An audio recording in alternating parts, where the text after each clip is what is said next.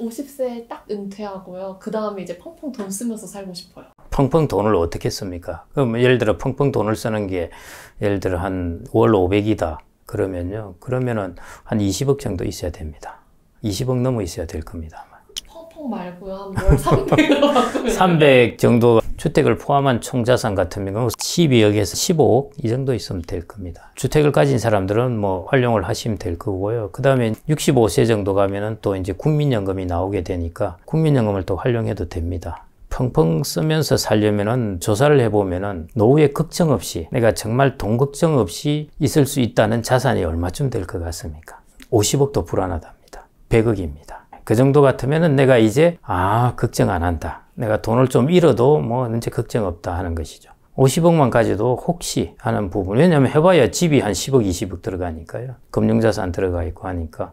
너무 이것은 좀 극단적인 경우긴 한데요. 50세에 절대 퇴직하고 그냥 펑펑 쓰면서 사시지 말고요. 한 65세까지는 사람은 사회적 동물이라고 그러기 때문에요. 직장을 가지고 사람을 만나고 이러는 과정에서 많은 것들이 이루어집니다. 직장의 일이라는 것은 계속 가져가신다 생각하고요. 대신 60세를 기준으로 한다면은 적정생활비가 이것도 이제 평균을 말씀드리면은 서울 지역을 따지자면은 부부 기준으로 해서 적정생활비가 대략 한 350만 원 정도 나옵니다. 그 정도라고 보시면 되고요. 그 다음에 적정생활비가 매년 한 4% 정도 오릅니다. 그러면 18년 되면 2배가 된다는 뜻이거든요. 물가가 한 3% 정도 오르고요. 그 다음에 소득이 오르니까 또 좀 오릅니다. 이것은 이제 국민연금 서베이의 결과입니다. 5년 동안 서베이 한 것을 생활비 오른 것을 계산해 보니까 한 4% 정도 올랐습니다. 그 뭐 앞으로는 덜 오를 수 있을 텐데요. 지금까지 데이터로는 4%고 그러면 18년 동안이면은 2배가 된다는 뜻입니다. 그럼 지금 350만 원이면은 한 20년 되면은 한 700만 원이 된다는 것입니다. 병원비, 의료비까지 포함한 가격일까요?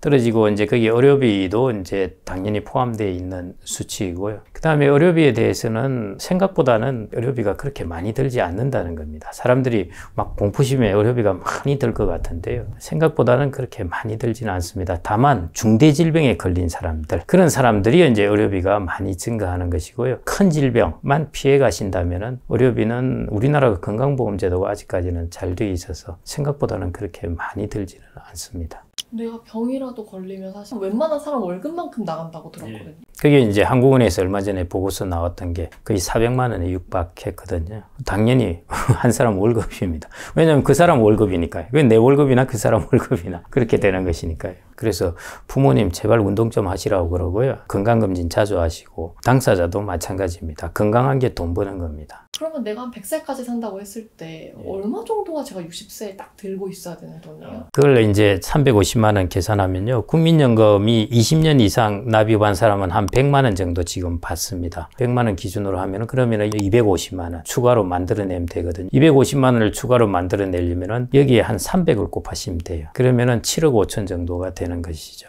그 다음에 넉넉하게 잡으면은 400을 곱하시면 돼요. 그러면 10억입니다. 그러면 7억 5천에서 10억 사이인데요. 주택 포함입니다. 그 정도 같으면은 이제 딱 정확하게 생활비가 되는 것이고요. 나머지 이제 여유자금도 가져야 되니까요. 그것은 이제 따로 생각하셔야 되지 않을까 싶습니다. 그 정도 갖고 있는 사람들이 얼마나 되나요? 서울 지역과 지방은 아까 차이가 많이 날 수밖에 없고요. 가계자산의 차이가 부동산에서 차이가 나기 때문에요. 그래서 지방은 당연히 그거보다 적고, 그래서 전국을 이제 평균으로 해서 한 60세 정도 전후한 사람들의 총자산이 대략 5억 원 정도 됩니다. 주택을 포함했어요. 금융자산을 대략 8천만 원 정도 갖고 있고, 나머지가 이제 부동산입니다. 근데 여기에서 이제 5억 원 정도 된다는데 여기에는 국민연금이 안 들어가 있거든요. 그래서 가계금융복지조사이긴 한데 국민연금은 자기가 돈을 낸 거잖아요. 자기 돈이에요. 근데 여기에는 이제 빠져 있는 것입니다. 그래서 뭐 예를 들어 여러분들이 100만 원의 국민연금을 받는다 생각하면은 대략 자산으로 생각하면은 한 3억 원 정도 자산이 됩니다. 그래서 100만 원을 받는 분들은 평균적으로 5억 원에다가 3억 더하면은 그래서 우리나라 가계 전반적으로는 대략 한 7, 8억 정도 자산이라고 보시면 됩니다. 국민연금을 포함했어요. 그 다음에 국민연금에 대해서 너무 극단적으로 많이 걱정을 하시는데요. 물론 지금 제도가 변하지 않으면 걱정을 해야 됩니다. 국가가 그걸 감당할 수 있을지 없을지 부분이 이제 퀘스천이 생기기 때문에요. 그런데 이제 제도를 변화시켜야죠. 그거는 이제 생물처럼 제도는 변화가니까요. 국민연금 제도라는 것은 국가가 가지고 있는 제일 기본적인 노후복지 제도입니다. 이 근간이 흔들리면 국가가 망한다고 생각하면 됩니다. 국가가 망하면은 국민연금도 망하겠구나 이렇게 생각을 하시면 될 것 같고요. 30년, 50년 후 어떤 일이 날지 모를 일이고요. 그렇게 극단적으로 생각하시는 것보다 국민연금을 제일 기본적으로 어느 정도 충실히 해놓고 그 다음에 그 리스크에 대해서는 사적연금으로 보완을 해야 됩니다. 여러분들이 국민연금 안 들고 싶다고 해서 안 되는 것도 아닙니다. 그래도 아직은 수익비가 뭐 그렇게 손해보거나 다른 거에 비해서 나쁜 것도 아니고 그 다음에 지역가입자가 아닌 이상은 또 회사에서 4.5%를 주거든요. 손해볼 거 없습니다. 근로자는. 내가 국민연금을 납입했는데 4.5%는 회사가 준 겁니다. 절반은. 저 같은 30대도 받을 수 있나요? 받을 수 있습니다. 국민연금을 안 주면 국가가 도적질을 한 것이죠. 세대 간의 도적질입니다. 한 세대가 다른 세대의 돈을 또 도적질해 간 것이죠. 그런 일은 절대 있을 수는 없고요. 그래서 제도의 개혁이 이루어져야 된다는 것이고 그 다음에 국가가 나중에 또 부족한 부분은 또 세금으로 들어옵니다. 재정 지출인 것이죠. 그래서 국가가 적자가 증가하는 겁니다. 재정적자 당연히 증가하죠. 일본이 왜 재정적자가 저렇게 쌓였느냐? 그 공적연금하고 건강보험입니다. 그 두 가지 때문에 재정적자가 저렇게 쌓이는 것이고요. 우리 재정적자 안 쌓이겠다고 하면은 그 노인들이 이제 다 어려워지는 것이죠. 기본적으로 우리나라는 앞으로 정부 부채 비율은 증가한다고 보고 있습니다. 그래서 어느 정도 선에서 통제를 해야 되죠. 그래서 일본 같은 경우에 이제 정부 부채 비율이 저렇게 증가하게 된 이유 중에 하나는 부채 비율이잖아요. 분자에는 정부 부채가 있고 분모에는 GDP가 있습니다. GDP 성장률이 일본은 30년 동안에 1% 이랬던 것입니다. 그래서 우리가 지금 중요한 부분은 뭐냐면은 우리나라가 0에서 1%의 성장에 머무르면은 큰일 납니다. 성장률만 2에서 3% 정도로만 갖다 놓아도 정부가의 부채를 감당할 수 있게 된다는 것이죠. 그래서 이제 우리나라는 저성장이 되더라도 2에서 3% 정도의 성장을 유지하게 되면은 이런 부분의 어려움은 리스크는 많이 줄어들게 될 겁니다. 그래서 부채를 늘리지 않는 것도 중요한 부분이지만은 우리나라의 성장 잠재력을 유지하는 것도 그거보다 더 중요한 문제입니다. 고령화 저성장 시대에 현실적으로 가능한가요? 사실은 어렵죠. 제가 아까 말씀드렸듯이 노동력 투입, 그 다음에 자본의 투입, 이걸로 성장이 많은 부분이 이루어지는데 지금 건물하고 항만 뭐 도로 다 지어놨고 그 다음에 노동은 인구는 생산 인구는 줄어들고 저성장이라는 것은 지금의 기준으로 봐서는 뭐 필연적입니다. 필연적인데 그러면은 어떤 돌파구가 있느냐 하는 것인데 그게 결국 혁신입니다. 사회 곳곳에 생산성을 높이는 방법뿐입니다. 그런 부분에 기술 혁신을 통해서도 될 수도 있고 사회 제도의 혁신을 통해서 생산성을 높일 수도 있고 그게 이제 일종의 소프트웨어나 제도의 이제 생산성입니다. 선진국화 되어 가면은 이제 이런 부분을 이제 부가가치를 높여야 되는 것이죠. 그래서 미국이 인구도 좀 늘어나긴 했지만은 미국이 저렇게 1인당 GDP가 불과 2000년에 비해서 지금 보면 2배 이상 증가했거든요. 미국이 그 성장을 하게 된 동력이 혁신입니다. 이노베이션 쪽이고요. 그래서 우리나라도 이노베이션을 하고 그 다음에 기술력을 가지고 있으면은 우리나라는 기본적으로 수출 디펜던트이기 때문에요. 성장률을 유지할 수 있습니다. 부채가 증가하더라도 우리나라의 생산 능력이 받쳐주기 때문에요. 그러니까 소위 말해 정부 부채 비율, GDP 비율. 일본이 지금 260% 이러고 뭐 미국이 100몇십 %, 우리나라가 50% 이런 이야기 하는 건데요. 부채가 늘어나더라도 GDP가 늘어나면은 이 비율이 일정하게 돼요.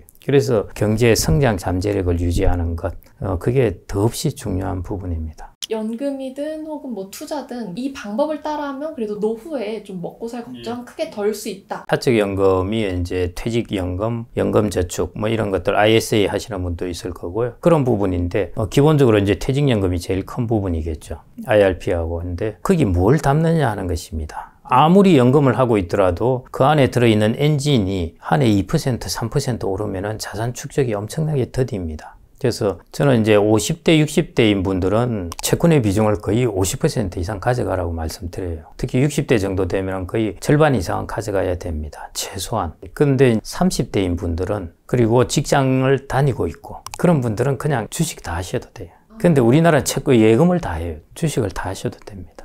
근데 막 채권도 얼마 전에 막 마이너스 나고 그러지 않았어요? 우리가 2016년, 17년 이때 금리가 거의 제로금리처럼 갔습니다. 1에서 2%. 그러다가 지금 금리가 이제 4% 이 정도까지 갔거든요. 그러니까 금리가 오르면 채권 가격은 떨어집니다. 그래서 지금까지 우리가 아마 여러분들이 한 7, 8년 정도 채권 펀드 보면은 수익률 별로일 겁니다. 해봐야 2%? 뭐 이 정도일 겁니다. 예금보다 안 나왔네. 이럴 텐데요. 이제 금리가 어느 정도 수준이 좀 높아져 있었어요. 이제 과거보다는 훨씬 높게 나올 겁니다. 거의 한 10년 가까이 채권이 사실은 크게 역할을 못했어요. 수익률이 안 좋아가지고요. 그거는 채권 금리가 계속 낮은 데서 오르는 국면이라 가지고요. 그런데 좀 지금은 이제 높아져 있기 때문에 지금은 뭐 괜찮을 것 같습니다. 나머지 50%는 어디다 넣을까요? 그거는 이제 부동산 리츠 같은 경우에 좀 집어넣고요. 주식에 좀 집어넣고. 주식도 이제 배당주라든지 이제 나이가 한 50, 60 정도 돼 가면은 이제 소득 인컴이 있어야 되거든요. 자기 근로소득은 많이 줄어듭니다. 그래서 인컴이 있으려면은 그게 이제 리츠도 인컴을 주고 채권도 이자를 주고 그다음에 배당주는 배당을 주고 하는 식으로 해서 그런 캐시플로우가 나오는 자산들의 포트폴리오를 구성하는 게 좋습니다. 근데 그 이자가 쏠쏠한가요? 그게 이제 많이 주는 것도 있고요. 뭐 한 10% 주는 것도 있고, 뭐 5, 6%도 주고 그렇습니다. 뭐 증권주주 같은 경우도 그렇게 주는 것도 있고, 그 다음에 지주회사, 금융지주회사도 그렇게 주고, 뭐 이렇게 주는데요. 지금 이제 배당 수익률은 배당주의 가격이 장기적으로 올라가면요.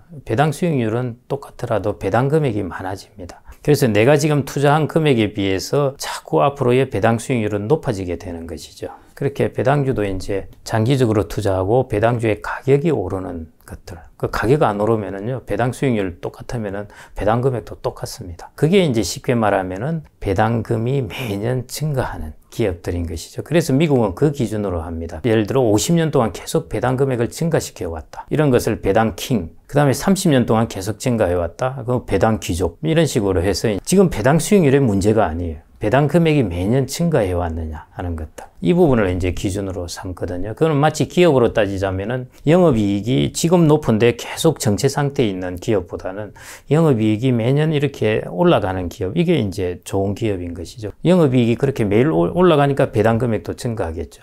결국 그거하고 관련되니까요. 그런 기준으로 보통 배당주는 선택하고 장기적으로 가지고 있으면은 지금 배당주를 사서 한 10년 지나면은 내가 지금 산 거에 비해서는 배당 금액이 계속 증가했으니까요. 배당 수익률이 높아지게 되는 것이죠. 30대에는 주식을 다 하지만 60대부터는 그 비중을 또 줄이라고 하셨어요. 30대는 계속 돈을 넣잖아요. 그래서 주식을 했다가 돈을 마이너스가 나더라도 또 싼 가격에 주식을 살 수 있고 펀드에서 돈을 안 찾아도 내 월급으로 생활비를 씁니다. 그래서 이거 놔두고 계속 장기 투자를 할 수가 있어요. 근데 60대는 생활비를 꺼내 써야 됩니다. 주식에 투자했다 가격이 30% 떨어졌다. 팔아서 생활비를 끄집어내야 돼요. 기다릴 수가 없습니다. 그래서 주식을 하더라도 인컴이 나오는 것. 왜냐하면 주가가 떨어지더라도 배당이나 이자나 임대료에서 내가 어느 정도 생활비를 일부분 커버하면 그래도 견딜 수가 있는데요. 이런 것들이 없으면 부득이 팔아야 돼요.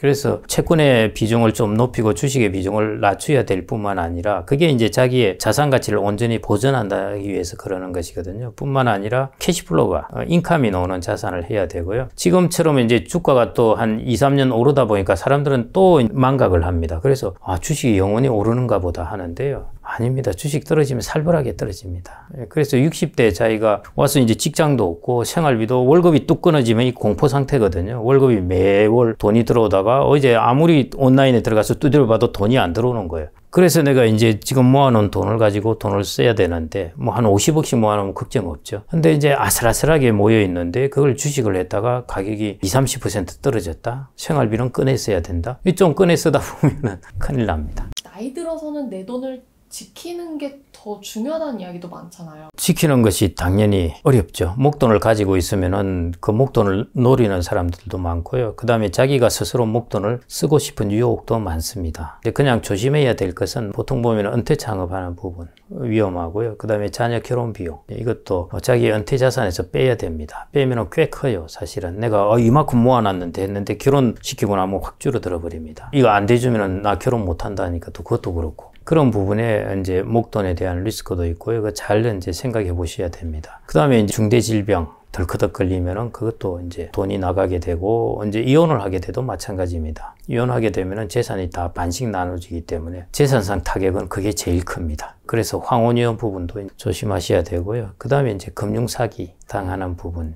의외로 금융사기들 요즘 보면은 피싱 사기도 마찬가지고 이런 것들이 계속 증가하고 있죠, 사실은요. 금융사기 이런 것뿐만 아니라 투자 사기도 있고, 그 다음에 금융사기라고는 할 수 없고 고수익에 대한 잘못 투자. 이런 것들을 조심하셔야 됩니다. 그래서 곳곳에 나의 목돈을 노리는 부분이 있기 때문에요. 그런 면에서 나의 돈을 지키는 게 중요하다는 게 이제 그런 부분입니다. 안전하면서 저는 이제 그런 것들 자산이 좀 견고해야 된다고 생각을 표현을 하는데요. 영어로 표현한다면 우리가 솔리드하다면 느낌이 팍 오실 수가 있는데요. 그럼 견고하면은 어떤 것이었냐 하면은 가격이 떨어지고 회복을 못 한다든지 이거는 견고하지 못한 겁니다. 근데 내가 종목을 가지고 있으면은 떨어지고 회복 못 할 수가 있어요. 그래서 나이 들어서 종목 가지면 안 됩니다. 잘못하다가 80% 떨어지고 회복 못하면 노후자금 다 날려요. 근데 S&P 500 같은 경우는 떨어져도 시간이 지나면 회복을 합니다. 그래서 그 기간을 잘 견디면 돼요. 캐시플로 나오는 걸 가지고 잘 견디면 되는데요. 그런 게 이제 솔리드한 것입니다. 절대 안 떨어진다는 것은 아니고요. 그래서 내가 솔리드하게 하려고 예금을 100% 가진다? 그러면 물가도 커버하지 못하기 때문에 시간이 갈수록 자기의 실질 가치가 구매력이 떨어져요. 그것도 솔리드한 게 못 됩니다. 그래서 제가 아까 채권이나 예금을 한 50% 갖고 그 다음에 리츠가 부동산이죠. 부동산을 한 10에서 20% 갖고 배당주를 갖고 이런 식으로 해서 이제 분산을 하고 그 다음에 이제 배당주도 가장 우량한 국가에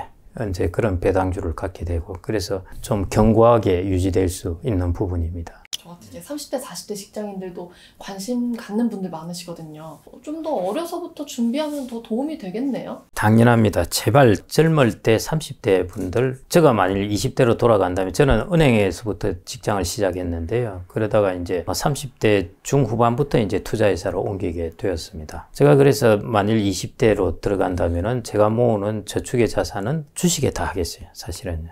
제가 그랬으면 했을까 하는 생각이고 그래도 그 당시는 고금리라서 덜 억울합니다. 지금은 금리도 낮잖아요. 그때는 금리가 10% 이랬어요.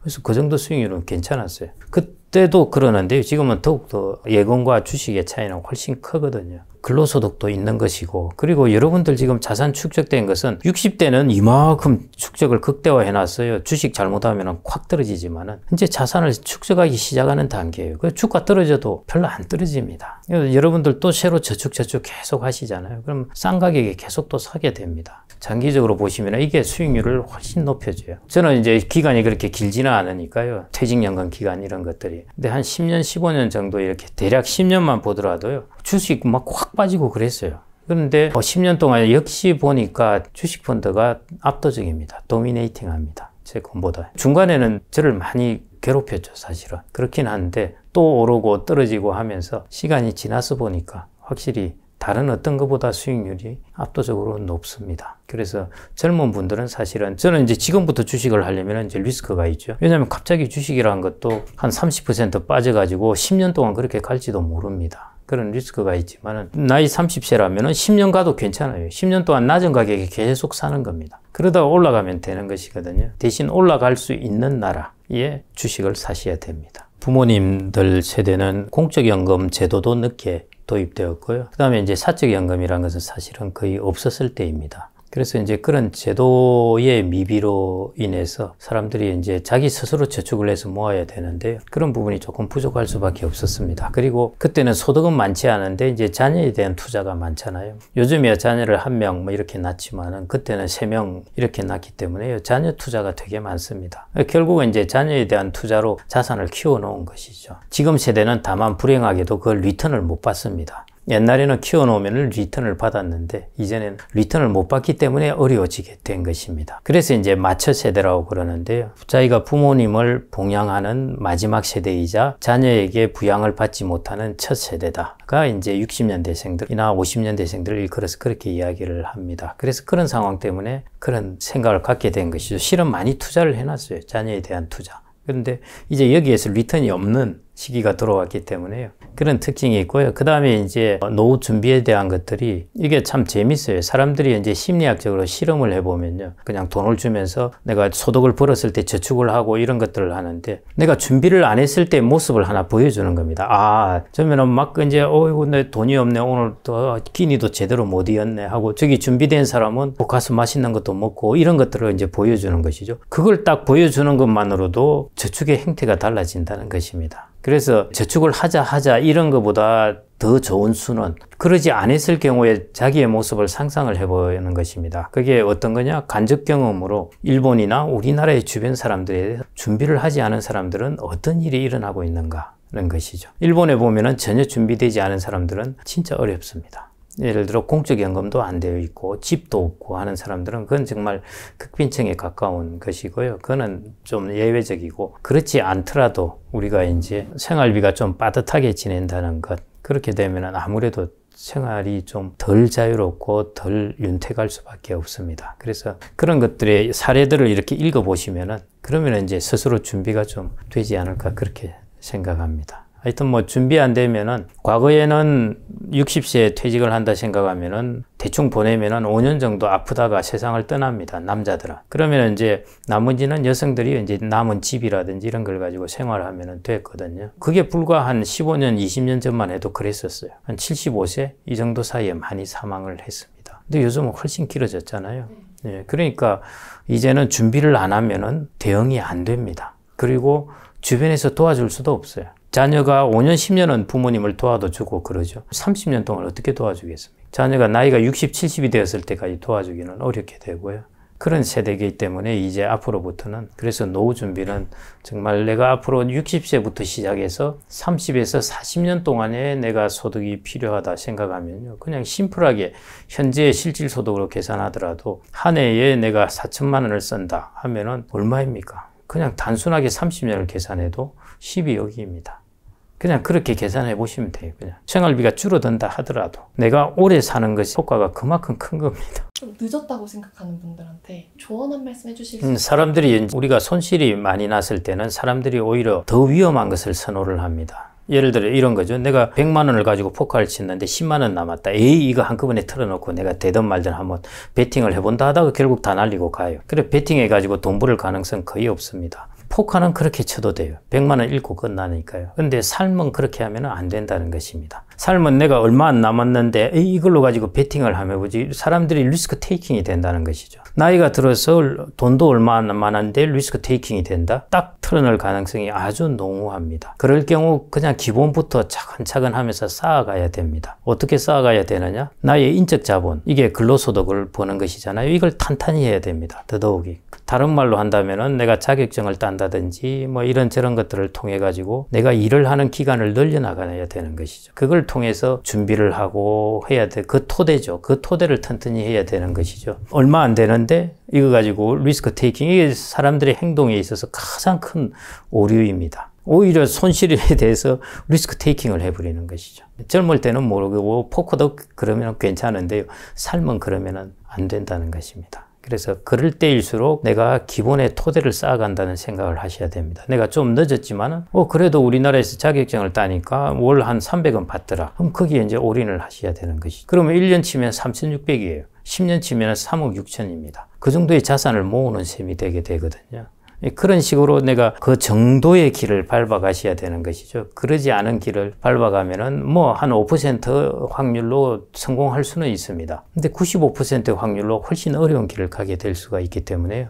이게 정도의 길을 가는 것, 그게 저는 중요하지 않을까 싶습니다. 앞으로 부동산 20년은 과거와 또 달라진다. 이건 무슨 말씀이세요? 예. 극단적으로 이야기하면은 100명 부동산을 투자를 했다면은 뭐 한 5명이나 10명 정도가 수익을 얻고 나머지는 좀 재미가 없고, 그런 시대에 이제 접어든다는 뜻입니다. 그 다음에 부동산 시장을, 원래 부동산의 수요를 촉발시키는 게 3가지가 있습니다. 기본적으로 소득이 많아야 부동산도 사게 되는 것이고요. 그 다음에 금리가 낮아질수록 당연히 그렇고, 그 다음에 인구가 많아져야 가구 수가 많아지니까요. 그래서 이 3가지 요인인데, 그런데 이 3가지 요인이 다 이제 모멘텀이 과거 2000년에서 2020년까지 있었던 모멘텀들이 강력했죠, 사실은. 소득도 많이, $10,000에서 $30,000로 증가했고요. 금리도 8%에서 1%로 떨어졌고, 인구도 생산 인구가 왕창 늘어났고, 이게 2000년부터 2020년까지 일이었어요. 근데 앞으로는 이 모멘텀이 없어진다는 것입니다. 그래서 제가 했던 이야기가 과거 20년을 보고 미래를 바라보지 말고 앞으로의 미래는 미래의 데이터를 가지고 바라보라는 것입니다. 그래서 부동산 시장에서 이런 수요 부분이 이제 과거하고 완전히 달라지기 때문에요. 저는 이제 부동산의 수익률이 일단 많이 떨어지게 될 것이고, 그 다음에 두 번째는 이제 양극화로 가게 될 것이고, 양극화로 가게 된다는 것은 과거에는 이제 부동산을 투자했으면은 한 100명 중에 한 80명은 돈을 다 벌었으면은, 그래서 이제 많은 사람들이 다, 사모님들은 자기 부동산 투자의 규제라고 생각을 합니다. 그런데 앞으로는 그렇지 않을 거라는 것입니다. 이제 부동산 샀다가 덜컥 물렸다, 혹은 10년 동안 가격이 오르지도 않네, 이자만 나가네, 이런 일들이 이제 일어난다는 것이죠. 그래서 그런 식으로 이제 부동산이 변해간다는 것입니다. 우리나라에서 이제 잘 생각해 보셔야 되는데요. 우리나라가 주택 보급률은 110%가 넘고요. 주택 소유율은 아마 55% 정도 될 겁니다. 그러니까 우리나라가 주택 소유율이 이제 절반 정도라는 것이죠. 그러니까 생각보다 이제 주변에 막 집을 많이 가진 사람을 보셔서 그러는데요. 자기 집이 없는 사람도 꽤 있다는 것입니다. 한 절반 정도는.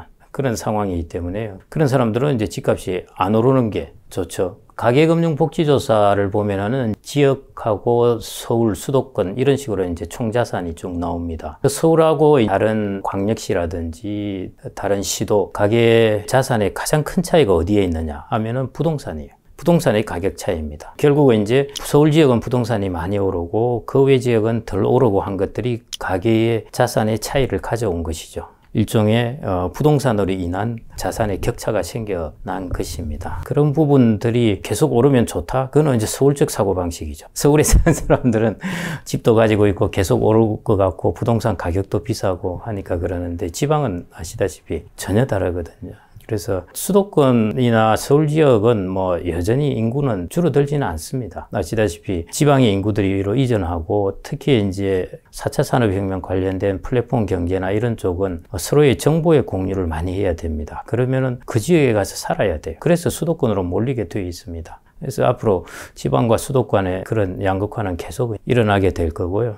그래서 수도권이나 서울 지역은 뭐 여전히 인구는 크게 안 줄어들 겁니다. 양극화는 뭐 반드시 일어나고 그 다음에 수도권 내에서도 당연히 이제 극화가 일어나죠. 가구 수는 또 늘어난다는 그런 통계를 제가 많이 봤거든요. 인구 감소는 부동산 가격에는 크게 관련이 없지 않을까요?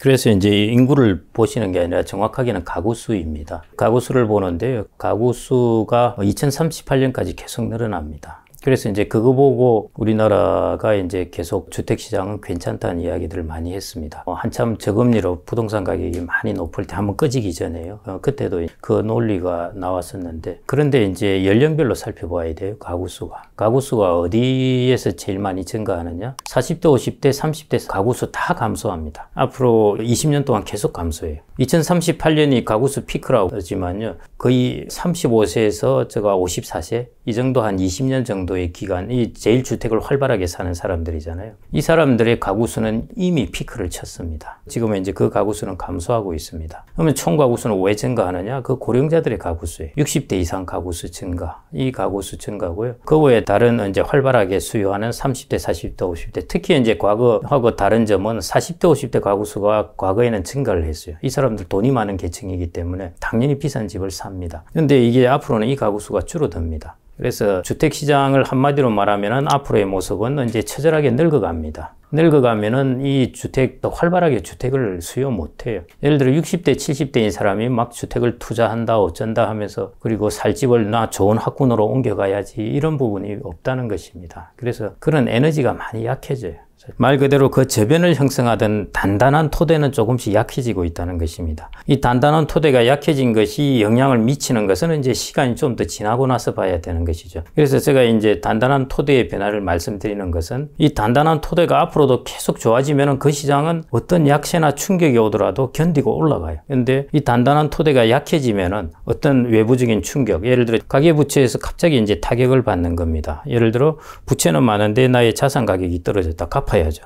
그러면 이게 이제 악순환으로 막 가게 되면은 타격을 크게 받을 수 있다는 것이죠. 그래서 이걸 영어로 하면은 이제 vulnerable이라고 그러죠. 취약하다. 충격을 받으면 좀 약해진다 하는 그런 모습으로 되어 간다. 이렇게 보시면 될 것 같아요. 그래서 토대가 약하니까 당연히 충격이 오면은 잘 흔들리게 되는 것이죠. 그리고 이 토대라는 것은 결국 시간이 지나면은 이제 이 힘이 더 강해지면은 이제 위에 현상도 변하게 됩니다. 그래서 모든 여러분들이 이게 변했다 해서 바로 여기 연결되는 것이 아니고요. 이게 조금 시간을 그대로 이어갑니다. 그래서 사람들이 이제 착각에 빠지는 것이죠. 아, 여전히 괜찮구나 하는 것인데요. 그 토대의 이제 변화를 보셔야 됩니다. 여러분들이 이제 우리나라에 절기들이 있는데요. 절기가 보면은 생각보다 빠르다 그럴 겁니다. 예를 들어 입춘이 왔다는데 날씨는 왜 이리 추워? 이러는 것이죠. 태양은 입춘이 왔지만은 땅이 따뜻해지려면 시간이 걸립니다. 그거하고 비슷합니다. 그 다음에 이제 우리가 입동이 오고 그러지만은 여전히 땅이 차고지려면 또 시간이 걸려요. 그래서 항상 근본적인 어떤 변화에 있어가지고 현상으로 나타나는 것 같다고는 시차가 있는 것입니다. 그래서 이 부동산이라는 부분도 우리가 이제 가구 수는 증가하고 나이 든 가구 수가 많아지고 핵심 연령층의 가구 수는 줄어들고 하는 이런 이제 상반된 정보들, 여기에서 이것들이 이제 토대가 조금씩 약해진다는 뜻이죠. 그 정도로 주택시장을 보시면 될 것 같습니다. 그 말은 앞으로 신나게 올라가기는 어렵다는 것이에요.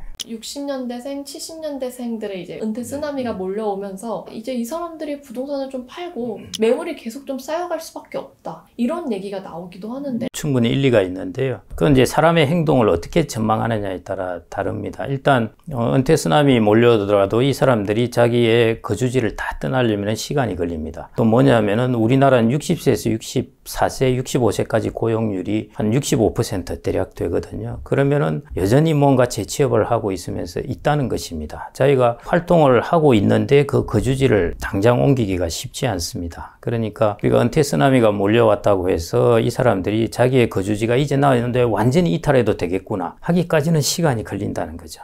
이제 내가 일자리가 완전히 사라지면은 거주지를 이탈해도 되겠구나 이런 생각을 하게 되겠죠. 그 다음에 내가 자녀가 결혼을 하면은 옮겨도 되겠구나. 거주지 이전이라는 것은 생각보다 여러 가지 요인들이 많이 결합되어 있습니다. 자녀의 결혼 등등 거주지를 이전하려면은 그리 쉽게 의사결정이 안 돼요. 이런 것들 때문에요. 영향을 주긴 할 텐데 그렇게 당장은 영향은 안 줄 것 같고요. 그래서 제가 이제 아까 35세에서 54세의 가구수 벌써 줄어든 것 이런 것들을 말씀드리는 것이 토대는 약해지고 있다는 것입니다. 막 좋다고 베팅을 할 시점은 아니라는 것이죠. 리스크를 관리해야 될 시점이고 그렇다고 무슨 일본처럼 폭락하거나 그런 수도권은 그렇게 보실 필요는 없을 것 같고요. 세상은 금방 변한다고 생각하는데요. 그렇게 금방은 안 변한다는 것입니다. 우리나라가 금방 IMF 온다, 무슨 금방 망한다 그러는데 여전히 건재하거든요. 제가 이제 거의 뭐 34, 5년 동안에 이제 경제 분석, 경제학 이런 쪽 공부를 했는데요. 경제는 항상 울퉁불퉁합니다. 경제가 항상 좋다고 한 적은 별로 없었어요. 항상 울퉁불퉁한 길을 가는데요. 그 울퉁불퉁한 길을 가는 걸 보고 맨날 이제 회의적으로 보는 사람은 항상 망한다고 그러고 그렇게 하는데 그냥 일반적으로 울퉁불퉁한 길을 간다고 보시면 될 것 같고 그렇게 갑작스럽게 이게 5천만이나 되는 인구의 사회이고 1인당 GDP가 거의 뭐 32,000달러, 3,000달러 이 정도 규모가 된 사회가요. 금방 이렇게 쑥 변하고 그렇지는 않습니다. 회의적으로 보시는 부분을 조금 시간을 스팬을 넓게 보셔가지고요. 지금 당장 무슨 일이 일어난다가 아니라 저는 이제 그래서 그 변곡점을 대략 2040년을 전후한 이제 플러스 마이너스 5년 정도를 변곡점으로 보고 있습니다. 제일 여러분들이 심플하게 보실 수 있는 것이 국민연금, 기금 적립금이 피크가 되는 때가 2040년입니다. 그 다음에 이제 떨어지는 것이거든요. 그게 인구구조 변화를 이야기해주고 있는 겁니다. 그 다음에 이제 통계청에서 이야기하는 이제 총 가구 수의 피크도 2038년이에요. 제가 그 다음에 이제 인구 구조를 가지고 이제 우리나라의 총자산의 변곡점, 총금융자산의 변곡점 이런 걸 살펴봐도 대략 2040년 정도 전후입니다. 그래서 이런저런 거 보니까 2040년 전후에서 한 5년 정도 플러스 마이너스에서 변곡점이 좀 있지 않을까 그렇게 생각을 하고 있고요. 우려하신 여러 가지 사항들은 이제 그때 가서 막 현실화 될 것 같아요. 그 시기를 지나면 아주 강하게 느껴질 거고요. 또 하나의 조금 부정적인 요소가 우리나라의 가계부채 증가인데요. 은행을 통해서 신용이 많이 증가했다는 것입니다. 그래서 이제 가계부채가 증가하고 은행에 하여튼 자산이 확대되면은 그 말은 부동산으로 돈이 간다는 뜻입니다. 그래서 지금 은행이라는 경로를 통해 가지고 부동산으로 돈이 많이 가 있습니다. 계속 가왔고요. 이게 이제 사실은 우리나라의 지금 부동산 가격을 올린 요인이고요. 가계부채가 많이 늘어난 나라들이 이제 중국, 우리나라 이러는데 중국은 이미 터졌죠. 우리나라는 아직은 괜찮은데요. 이 부분이 영향을 줄 수밖에 없습니다. 지금도 이제 가계부채는 계속 증가하고 지금 제어를 못하고 있는데요. 학자들이 연구한 바에 따르면은 여하튼 가계신용, 가계부채가 과다하게 빠른 속도로 증가하면은 반드시 그 충격을 받게 됩니다. 토양이 약해진 데다가 충격이 크게 오면은 이것들이 이제 좀 흔들릴 수 있는 그런 리스크가 있고 그것 때문에 주택가격이 많이 떨어질 수도 있다 이런 이야기들도 하는데요. 그 부분은 뭐 아직은 저는 그냥 양극화 정도로 일단은 보고 있습니다. 서울 부동산은 앞으로도 건재하겠지만 지방은 정말 이제 위험하다, 손쓸도리가 없어진다 이렇게 보시는 분들도 많거든요. 예. 어떻게 보세요? 지방은 손쓸도리가 없다고 말하기엔 좀 이미 가격도 지금 별로 비싸지도 않으니까요. 떨어지는 이유는 모르겠는데 뭐 크지는 않을 텐데요. 이게 이제 회복 탄력성이 크지 않다는 것이죠. 그냥 정체 상태 우리가 뭐 영어로 표현하면 스태그네이트 한다 그러죠. 그냥 여기서 그냥 머무르면서 가는 그런 상황입니다. 그런데 기본적으로 물가가 오르면요, 주택 가격도 어느 정도는 물가를 커버해서 올라가게 되어 있습니다. 아주 소외된 지역은 당연히 안 오를 텐데요. 지방 중에서도 그래도 뭐 어느 정도 경제 활동을 하고 있는 곳은 적당하게 유지는 될 것 같고요. 나머지 지역은 또 어렵게 될 거고, 서울 지역도 당연히 양극화됩니다. 서울 지역이라고 다 같이 오르는 것은 당연히 아니고, 이번에 집값이 떨어졌다 오를 때 양극화되면서 완전히 확연하게 달랐거든요. 예를 들어 서울에 이제 구가 23개인가 뭐 이렇게 있는데, 이번에 용산구, 강남구, 서초구는 제일 많이 빨리 되튀어 올랐습니다. 그런데 노원구하고 이런 쪽은 거의 안 올랐거든요. 이게 이제 구별로도 차이가 크다는 것입니다. 서울 지역에도 이렇게 차이가 큰데요. 그러니까 차이가 크다는 것은 다른 말로 이야기하면은 이제 올라가는 곳이 압축되어서 소수라는 것이에요. 우리가 그냥 이건 안 올라갔고 이것만 올라갔다 이렇게 보시면 돼요. 차이가 커졌다고 보기보다는요. 다른 구는 떨어지고 조금 올라갔고 여기는 빨리 올라갔고, 그래서 이제는 집값을 주도하고 하는 부분이 이제 소수에 집중되고, 이제 사람들이 기대하는 건 그거죠. 어디든 강남이 먼저 이끌고 가서 다른 데로 확산되는 것. 이게 지금까지 일이었지 않습니까? 강북으로 확산되고, 그 다음에 수도권으로 확산되고 하는데, 지금은 이제 퀘스천이 이게 확산될 것인가 하는 것이죠. 저는 확산 안 된다고 봅니다. 그래서 그 부분이 좀 차이라고 보시면 되겠습니다. 그러니까 부동산으로 보편적으로 많은 사람들이 돈을 벌던 시대는 지나갔다는 것이고요. 그 다음에 부동산의 자산 자체의 매력은 당연히 있습니다. 이제 임대료라든지 캐시플로우가, 지금 부동산 가격이 높아가지고 임대 수익률이 낮아요. 이제 부동산 가격이 좀 떨어지면 임대 수익률이 조금 높아지겠죠.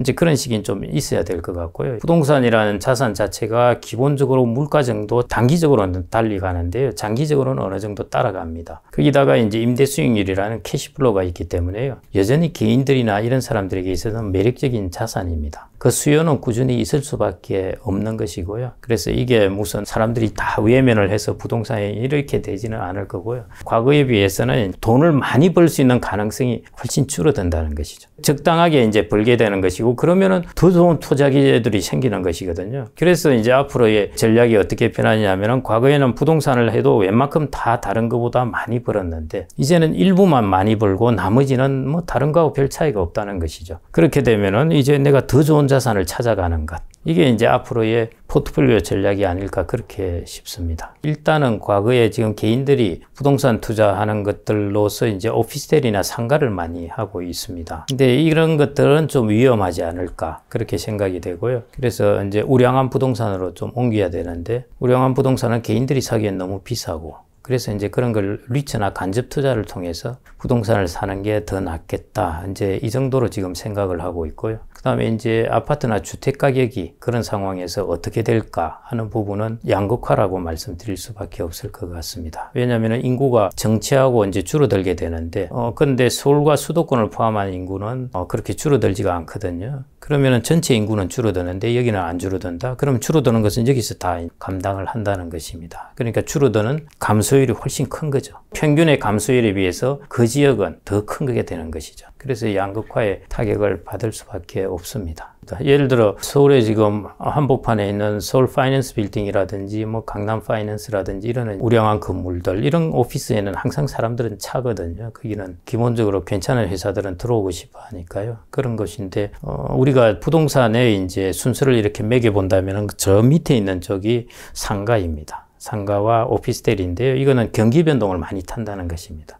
지금까지는 고도 성장이었죠. 그러니까 이것도 다 올라가고 개인들이 좋죠. 그런데 고도 성장이 아니라 성장률이 확 멈춰버리면은, 그리고 내수가 확 죽어버리면은 두 부분이 가장 타격을 받을 수밖에입니다. 돈의 대부분이 그냥 부동산에 묶이게 되거든요. 왜냐하면 그 절대적인 파이가 크니까. 이게 괜찮을까요? 아니, 부동산 자산의 비중이 높은 분들은 두 채, 세 채 가져서 그렇습니다. 그렇게 되고요. 강남의 집은 물론 대부분 그 집 가격 자체를 보면은 자기 총자산의 거의 80% 이상 차지하게 되죠. 그러니까 그런 집은 이제 그럴 텐데요. 보통 그것 때문에 내 집 하나를 갖는 것, 그 부분을 소홀히 하시면 안 되는 것이고요. 집이라는 것은 투자 요소만 있는 게 아니고 내가 뭐 가정이라든지 그런 걸 영위하고 나의 인적 자본이 편안할 수도 있는 장소고 등등 여러 가지 요소들이 있습니다. 그래서 내 집 하나를 마련하는 것. 그런데 이 하나를 마련하려고 너무 좋은 곳에 가려고 나의 전폭적인 것을 여기 쏟아붓는다는 것은 맞지 않는 일이고요. 서구 사회 같은 경우에 보통 보면은 자기들 총자산에서 부동산의 비중이 거기는 이제 두 채 이렇게 안 가지니까요. 그러다 보니까 한 50% 정도 이 정도입니다. 우리는 한 70에서 80% 정도 그렇게 이제 차지하게 되는 것이죠. 그리고 두세 채 가진 분들은 거의 대부분이 이제 부동산입니다. 그래서 이런 분들 향후에 이제 내 집을 갖는 것은 당연히 필요한 것이고요. 근데 너무 무리해서 지금 우량한 부동산을 가지려고 너무 무리해서 간다는 것은 리스크가 좀 있습니다. 지금 가계 신용이 워낙 팽창해 있기 때문에요. 이게 부동산 가격을 도저히 짐작을 할 수가 없습니다. 꺼져봐야 아는 거예요. 그린스폰도 그런 이야기를 했지만은 버블은 꺼져봐야 안다 했는데요. 그래서 저도 모릅니다. 전문가도 몰라요, 사실은. 이런 상황에서 나의 모든 것들 미래에 있을 소득도 다 끌어가지고 그 부동산에 올인을 했다 하는 것은 리스키한 것이죠.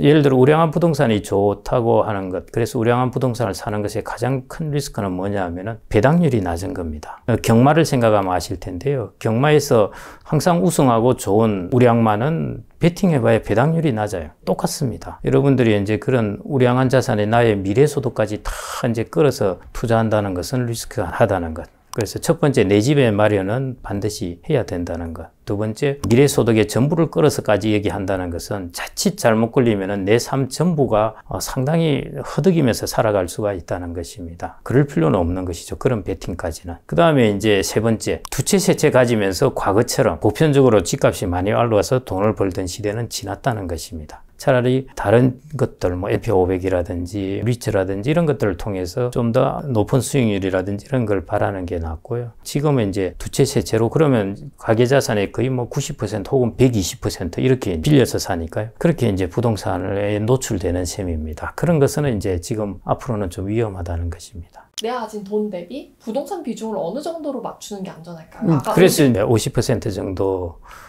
이고요. 그게 이제 빠듯한 이유 중에 하나는 우량한 지역에 가려니까 그렇죠. 미국 같은 경우에도 우량한 지역에 살려면은 미국 사람들도 평생 집 마련하는데 돈 생활 다 보내잖아요. 그래서 보시면 아시겠지만은 나이 거의 50 중후반 다 돼가지고 이제 나 모기지 다 갚았다. 이거 드디어 모두가 내 집이다. 그게 이제 자기의 노후의 자산이 되어버리는 것이죠. 미국이나 이런 서구 사회 같은 경우에도 자기 주거 비용이 대략 소득의 30% 정도는 들어갑니다. 꽤 많이 들어가는 것이죠. 특히 뭐 서울 지역이라면은 다른 여러 가지 편의나 인프라 때문에요. 어느 정도 집값이 비싼 것은 감내해야 됩니다. 그 트레이드오프인 거죠. 내가 가격이 싸면서 이 지역에 살 수 있다는 것은 특공이라든지 이런 걸 위해는 하기 어렵다는 겁니다. 기회가 또 올까요? 오죠. 당연히 옵니다. 지금은 이제 금리가 올랐을 때 한번 떨어졌다가 다시 이제 또 오르지 않습니까? 이제 정책 장업이라든지 이런 쪽으로 해서 그 전에 윤 정부 이전에 때는 전세자금 대출이 사실은 집값을 많이 올렸어요. 청년들에게 전세 자금을 보증을 해주니까요. 그리고 대출해주고 하니까 이것들이 이제 집값을 밀어 올리게 되죠. 요즘은 또 이제 청년들이 이제 집을 마련하게 되면 저리 대출해주고 하는 정책 자금 대출 이런 것들이 이제 부동산으로 연결됩니다. 그래서 가계 신용이 너무 팽창했어요. 은행을 통해서 이제 팽창되는 것인데요. 이게 전 세계적으로 지금 문제입니다. 달러도 많이 풀었고 미국도 그래서 신용이 팽창했고 전 세계적으로 돈이 너무 많아졌어요. 그래서 이것들이 지금 만들어낸 자산 가격입니다. 그래서 저는 사실은 전체 자산 시장에서 약간 불안해요. 이렇게 이제 미국은 그래도 금리를 지금 많이 올려놨잖아요. 근데 우리나라는 많이 올린 편 아닙니다. 미국은 지금 모기지 금리가 7.5%입니다. 카드 대출 금리가 한 22% 돼요. 거기는 신용을 확실하게 차별화해버려요. 그 대출금리 높아요. 개인들의 신용이 좋습니까? 나쁜데요. 물론 이제 모기지 금리가 7.5% 되더라도 과거에 받은 사람들은 금리가 낮으니까요. 평균화하면은 한 4%대 정도 됩니다. 근데 지금은 이제 모기지 금리로 받으려면은 7.5%를 줘야 되는 것이죠. 우리나라는 아직 거기에 비해서 4.5 이 정도니까요. 4.5면 금리 높은 거 아닙니다. 이 금리 수준에서 내가 이 원리금 상환하면서 부담이 돼서 고금리라서 큰일 났다 이렇게 생각을 하면요. 그러면 뭔가 과다한 부채를 가지고 있는 겁니다. 60년대생이 온다고 한 이유가 우리나라가 올해 정도 돼서 이제 초고령 사회에 접어듭니다. 65세 이상 인구가 20% 이상을 차지하는데요. 60년대생을 한번 보시죠. 지금 60년생 같은 경우에 이제 만으로 계산합니다. 만으로 계산하면 63세. 그 다음에 이제 69년생까지 하면은 지금 한 54세 정도 되죠. 54세에서 63세 사이입니다. 이 사람들이 이제 초고령 사회에 접어드는데요. 여기에 해당되는 사람의 숫자가 한 860만 명 정도 됩니다. 숫자가 꽤 많죠. 그래서 초고령 사회에 쭉 접어드는 데서 이 사람들이 이제 가장 영하게 시작을 하게 됩니다. 그래서 앞으로 초고령 사회를 이 사람들이 이제 이끌어 간다는 것입니다. 초고령 사회라는 것이 지금 그러면 어떤 모습이냐 하는 것인데요. 5070의 이제 숫자도 많아지고 파워도 커지기 때문에요. 이쪽의 집단들의 이제 소비 시장이라든지 거기서 중요성이 커지게 됩니다. 그 시장의 브랜드를 이끌어 가는 것이 60년대생이라는 것입니다. 우리나라가 지금 이제 소비 시장이 대부분 2040, 20대, 30대, 40대 시장이었습니다. 그게 불과 10년, 15년 전만 하더라도요. 2040의 비중이 압도적이었어요. 5070의 비중은 적었습니다. 그래서 소비시장 하면 이 시장이었어요. 그런데 이게 지금 역전됩니다. 5070의 비중이 거의 한 45% 정도 이렇게 차지하게 되고요. 2040의 비중은 20몇 %로 확 줄어들어 버립니다. 이것들이 앞으로 이제 소비시장이 완전히 달라지는 것이죠. 그래서 5070의 이제 중심 세력, 그게 이제 60년대생들이라는 것입니다. 지금 63세에서 54세 정도에 걸쳐 있는 이 사람들. 지금 한참 이제 영시니어라고 볼 수 있죠. 그래서 이 사람들이 지금 당장 이걸로 끝나느냐? 10년, 20년 동안도 이제 소비시장을 이끌어 갑니다. 60년대생들이 그러면 특징이 어떠한가? 비즈니스 하는 사람들은 좀 알아놓아야 한다는 것입니다. 5070 중에서도 이제 어려운 세대가 있고요. 그래서 또 5070의 사람들이 어떤 사람 보면은 참 어려운 것 같고요. 어떤 사람 보면 돈을 많이 모아놨습니다. 뭐 촌에서 올라왔는데 아무것도 가진 것이 없는데 돈을 저렇게 많이 모아놨나? 이런 사람들이 꽤 있거든요. 양극화되었다는 것입니다. 세대 간에서도 60년대생들의 이제 부가 좀 많이 축적되었고요. 다른 세대에 비해서는. 그 앞 세대에 비해서는 60년대생들이 훨씬 부가 많이 축적되었습니다. 그래서 요즘 청년이 상속에 관심이 많은 겁니다. 그 다음에 세대 내에서도 양극화가 막 이루어졌습니다. 그 기점이 된 것이 IMF 외환위기였고요. 확 양극화가 되게 됩니다. 그리고 우리나라의 산업구조도 변했고요. 산업구조가 중후장대형에서 이제 IT로 변하게 됩니다. 그러면서 중후장대형에 있던 사람하고 IT에 있던 사람들하고가 소득이 완전히 달라지게 된 것이죠. 그런 것들의 여러 가지 몇 가지 요소들 때문에 양극화가 막 이루어지게 됐습니다. 전 초고령 사회라고 하면은 되게 안 좋은 결과로적으로만 생각을 했었는데 마냥 그렇지는 않은 거. 경제의 활력은 잃어가는 것이죠. 사실은 젊은 사람들이 많을 때에 비해서 고령자들이 많아지면 혁신도 떨어지게 되고요. 그런 부분은 통상적으로 겪게 됩니다. 제가 이제 말씀드리는 바는 우리가 이런 상황에서도 투자의 기회는 생겨난다는 것입니다. 그런 측면을 보자는 것이에요. 그러니까 사회를 그냥 개념적으로 통으로 이렇게 보자는 것이 아니라요. 그걸 뜯어서 보자는 것이죠. 그 내부에서 구체적으로 일어나는 것을 뜯어보면은 그 수축하는 국면에서도 성장하는 곳이 있다는 것이죠. 그게 이제 시니어 비즈니스라든지 이런 쪽에서는 또 혹은 바이오라든지 이런 것들이 이제 고령화하고 연관되니까요. 유럽위원회 EC 같은 경우에서는 이미 그 2018년 보고서에서 그런 이야기를 했습니다. 고령화하고 하이테크놀로지가 같이 만나는 곳에서 새로운 뉴 인더스트리가 나올 거라고 이야기한 것입니다. 그게 기회예요. 기회를 보고 그쪽의 영역을 이제 키워나가자는 것이죠. 일단은 이제 시니어 비즈니스에서 하이테크 말고 일반적으로 말하는 시니어 비즈니스는 정의되어 있기로는 노인들의 불편함을 해소해 주는 것입니다. 그래서 이것은 너무 내로 아주 협소한 정의이고요. 거의 보청기나 뭐 보형 보조기 이런 것들입니다. 사실은 이런 부분의 시장뿐만 아니라 훨씬 폭넓게 펼쳐져 있는 것이죠. 요즘 60대가 신차를 많이 산다고 그러지 않습니까? 이것도 시니어 시장인 것입니다. 그 다음에 브런치 먹으러 가는 사람들 50대, 60대 이것도 시니어 시장이에요. 이 시장을 구분을 못해서 본 것이지 사실은 이미 기업들은 이 시장을 통해서 수익을 얻고 있습니다. 그 다음에 바이오 같은 경우 그것은 이제 우리나라의 바이오 산업에 조금 국한해서 살펴본 것이고요. 정말 바이오 같은 경우에는 좋은 기업을 선택해야 됩니다. 미국의 바이오 ETF 보면 안 그러실 거예요. 사실은 장기적으로 이렇게 좀 쭉 상향 트렌드를 타고 있는 것이고요. 서구사회는 이미 고령사회가 진행된 것이고 우리나라는 이제 지금은 이제 고령사회가 진행되니까 앞으로 이제 괜찮아지겠죠. 그래서 그 산업도 괜찮고 바이오뿐만 아니라 헬스케어도 그렇고 그 다음에 뷰티 산업도 마찬가지입니다. 뷰티 산업 많이 성장해왔고 성장하겠죠. 보톡스도 그렇고요. 얼마나 젊어지고 싶어 합니까? 어마어마합니다. 그 수요는. 우리가 또 시니어 비즈니스에 대해서 오해하는 게 많다고 하셨어요. 그게 이제 시니어 비즈니스를 협소하게 정의를 해서 고령자들의 불편함을 해소해주는 상품으로 정의되어 있는 것. 그런 거 본다면은 시니어 비즈니스는 아주 국한되어 있습니다. 그런데 그게 아니라 아까 말씀드렸듯이 자동차, 식품 뭐 이런 것들 다양하게 앞으로 많이 펼쳐질 겁니다. 이미 지금 펼쳐져 있고요. 근데 지금까지는 생각보다는 시장이 많이 안 컸어요. 지금 계속 이야기했듯이 은퇴 쓰나미가 몰려온다. 이 사람들이 다 시니어 마켓입니다. 이제 몰려오면은 이 사람들이 거기 들어가겠죠. 그래서 시장의 크기가 아직은 완전히 성숙 안 했습니다. 막 증가하고 있는 것이죠. 초기는 증가 속도가 빠르죠. 근데 시장은 안 커요. 이게 계속 이루어지고 나면 시장이 이제 커지게 됩니다. 그게 지금은 이제 커지고 있습니다. 이 시장은 뭐 반드시 있습니다. 2040에서 소비시장은 5070으로 옮겨옵니다. 그런 산업에 주식이라든지 ETF 투자를 통해서 갖게 되는 것도 좀. 그래서 제가 헬스케어, 디지털 헬스케어 쪽, 그 다음에 이제 바이오, 그 다음에 제가 로봇도 그때 이야기를 했었는데요. 로봇은 제가 그때 이야기할 때는 속도가 늦을 거라고 보았어요. 그런데 AI가 발전하면서 로봇이 제 생각보다 훨씬 빨리 성장을 해버렸습니다. 그래서 밸류에이션은 요즘 로보틱스만 밸류에이션을 높게 받고 있고 하는 그 시대까지 오게 되었는데요. 그래서 로봇 이퀄 AI라고 보시면 됩니다. 그 다음에 뷰티 산업도 마찬가지이고, 그 다음에 이제 또 하나, 아직은 좀 시간이 걸리겠지만은 저는 뭐 메타버스 도 여전히 장기적으로 괜찮을 거라고 봅니다. 그런 시장들이 이제 하이테크놀로지 쪽이죠. 그게 고령자들 시장하고 결합되어 있다고 보고 있습니다. 아마 성장할 겁니다. 제가 보기로. 그동안에는 우리가 재테크 하면은 부동산, 성장하는 기술 주식들이 주 재테크 수단이었는데 이제는 좀 달라질 수도 있는 건가요?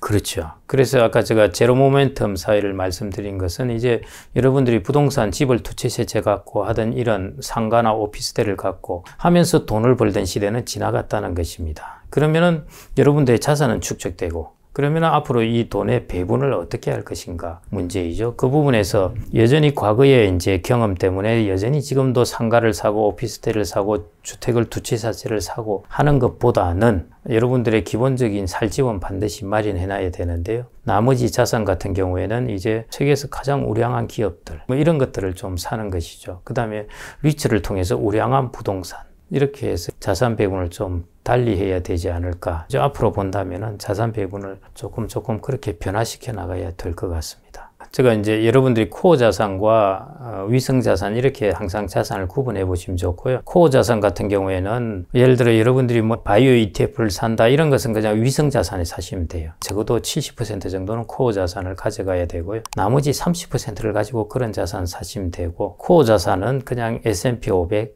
리츠, 채권 이런 것들로 섞어 놓으시면 되고요. 젊은 사람들 경우에는 그 비중을, 채권의 비중은 좀 확 줄여 버리시고 S&P 500이라든지 이 비중을 이제 늘려가지고 가져가시는 것. S&P 500이라 하면 미국에서 시가총액 500위입니다. 그래서 대형 기업들입니다, 사실은. 그런 면에서 우량한 것이죠. 그래서 코어 자산에 집어넣는 것입니다. 그렇게 가져가는 게 제일 좋고요. 500개 기업인데 무슨 대형 기업이냐? 아니, 미국하고 우리나라하고 경제 규모가 다르니까요. 아시다시피 뭐 엔비디아라든지 이런 애플이라든지 이런 게 다른 나라의 국가의 시가총액하고 맞먹잖아요. 그래서 S&P 500이라 하면은 사람들이 제가 이제 질문을 해보면은 애플이라든지 마이크로소프트 이런 게 어디 들어가 있겠냐면 다 나스닥에 들어가 있을 거라고 생각을 해요. 근데 S&P 500에 다 들어가 있습니다. 왜냐하면 S&P 500은 시가총액 큰 순서대로 500개를 했기 때문에요. 이 기업들은 진작에 여기 들어왔어요. 시가총액이 500위 이내에 들어가는 때부터 여기 S&P 500에 들어오게 된 것입니다. 그래서 이 기업들 다 이 안에 있습니다. 그래서 시가총액 큰 순으로 500개 정도 대형 기업이 들어있으니까 이게 솔리드한 것입니다. 그런 자산을 갖고 나머지 이제 바이오 ETF도 좋고 이런 것들을 좀 사셔서 좀 추가 수익의 기회를 노린다. 뭐 이렇게 보시면 어떨까 싶습니다. 그래서 S&P 500은 대형, 그 다음에 나스닥은 좀 큰 새싹도 있는 것이죠. 그래서 대형과 새싹을 합치려면은 S&P 500, 나스닥, 그 다음에 내가 좀 안전성을 위해서 배당주도 해야 되겠다 하면은 S&P 500 고배당주, 그 다음에 나스닥, 그 다음에 S&P 500 이렇게 이제 삼형제를 가지시는 것. 그게 코어 자산에서 주식을 단단하게 그냥 가질 수 있는 방법입니다. 전체적으로 뭉뚱그려서 이렇게 판단을 하시지 말고요. 그 안을 뜯어가지고 그 중에 있는 것들의 성장하는 부분, 그렇지 않은 부분, 경제는 우리나라 경제는 워낙 크고 세계 경제는 얼마나 크겠습니까? 미국에 있는 기업은 우리하고 또 완전히 다른 논리로 움직이게 됩니다. 그래서 지금 우리나라에 매몰되어 있지 말고요. 국경을 넘어가십시오. 그래서 사람이 국경을 옮기는 것은 어렵지만은 자산이 국경을 넘어가는 것은 요즘 클릭 한 번이면 다 옮겨갑니다. 그래서 여러분들의 자산의 운용의 범위를 글로벌하게 다 펼치십시오. 우리나라 시가총액이 봐야 2%예요. 비율을 든다면은 98%의 해외 선수가 밖에서 뛰고 있어요. 이 선수를 기용하면 되잖아요. 왜 굳이 2%의 국내 선수만 가지고 막 이렇게 게임이 안 된다고 그러십니까? 해외 잘 뛰는 사람들 있는데 그 선수를 기용하면 되는 것이죠. 박사님의 포트폴리오 안에도 이 해외 선수들이 있나요? 아니, 물론이죠. 저는 뭐 이전부터도 웬만하면 그냥 S&P 500 하자고 해왔습니다. 지금은 좀 밸류에이션이 높아서 사실은 조금 고민을 해야 될 때인데요. 그냥 여러분들이 길게 이렇게 여러분들의 그냥 전체 자산에 배분해서 타이밍을 생각지 않고 그냥 이야기를 한다면은 그건 이제 S&P 500이 이전에도 그랬고요. 지금도 아직은 뭐 그 생각은 일단 변함없습니다. 워렌 버핏이 이런 이야기를 했습니다. 자기 주주총회를 할 때 젊은 사람들이 어떻게 부를 이룰 수 있겠는가? 저는 이 답에 더할 것도 없고 뺄 것도 없습니다. 워렌 버핏은 이렇게 이야기를 했는데요. 여러분들이 저축한 돈으로 S&P 500을 사고 그 다음에 나머지 시간은 여러분들이 월급을 더 받기 위해서 여러분들 스스로에게 투자하는 데 시간을 쏟아라. 이야기를 했습니다. 저는 이게 가장 정확한 답변입니다. 주식 종목 고른다고 막 그냥 고민하고 하실 필요 없고요. 그냥 저축하는 돈으로 그거 사놓으시고 하고 나머지 시간은 그냥 자기의 월급을 올려서 저축액을 늘리는데 그 하는 게 훨씬 낫습니다.